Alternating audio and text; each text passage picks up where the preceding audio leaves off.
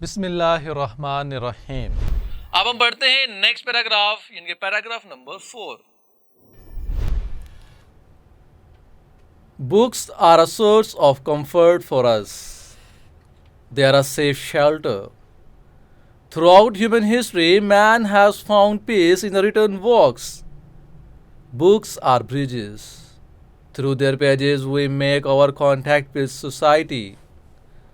Those who read more are better prepared to face the world than those who don't read. Paragraph की reading के बाद अब हम पढ़ते हैं इसके डिफिकल्ट वर्ड्स मीनिंग और उनके सिनोनिम्स को। Comfort. Comfort mean राहत, सुकून, खुशी, delight. Shelter. पनागा, refuge. Found. Found mean पाया, तलाश किया, sought. Prepared. तैयार, ready. Face. सामना करना, encounter. पैराग्राफ की रीडिंग और सिनोनिम्स को पढ़ने के बाद अब इस पैराग्राफ की ट्रांसलेशन करते हैं। Books are a source.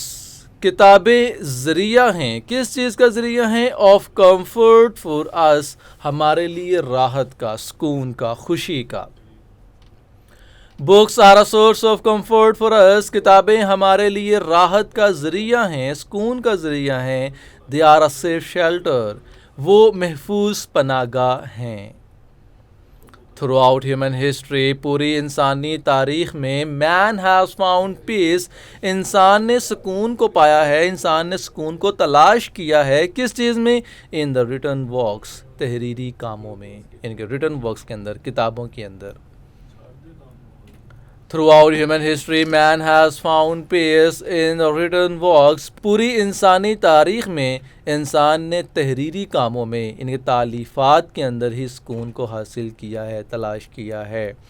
Books are bridges, किताबें पुल होती हैं। जैसा पुल दो शहरों को, दो इलाकों को आपस में मिलाते हैं, इस तरह से किताबें भी रीडर और राइटर को आपस में कनेक्ट करती हैं, पुल का काम करती हैं।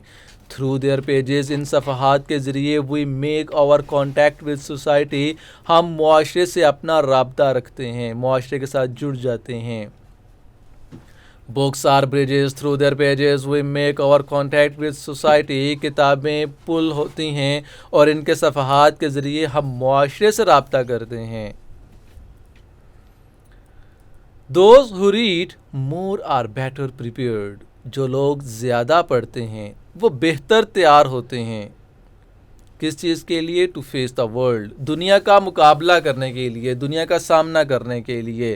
Then those who don't read, ना पढ़ने वालों की निस्बत, यानी कि जो लोग नहीं पढ़ते उन लोगों की निस्बत जो लोग पढ़ते हैं, मुताला करते हैं, वो दुनिया का ज़्यादा बेहतर तौर पर मुकाबला कर सकते हैं।